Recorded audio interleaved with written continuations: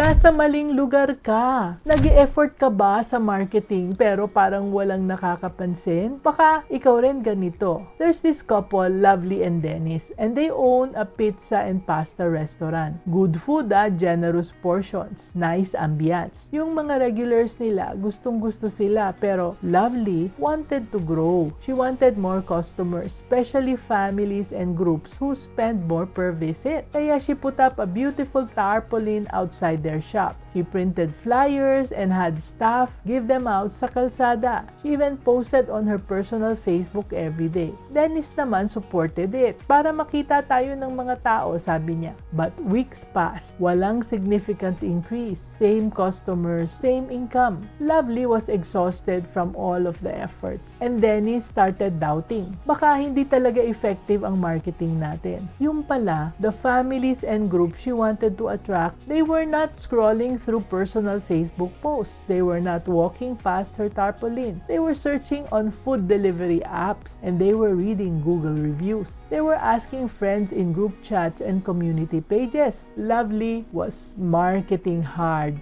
pero nasa lugar na hindi naman nandun ang customer na hinahanap niya. Parang sumisigaw ka sa loob ng kwarto pero ang taong gusto mong marinig ka nasa labas naman. Kaya eto yung lesson, anak. Effort without the right placement is just noise. Hindi sapat ang magaling kang mag-promote, ha? Kailangan nasa tamang lugar ka kung saan naghahanap ang customer natin. Kaya do the right thing for your marketing, okay? Kaya tandaan, dapat maging business-minded Pinoy.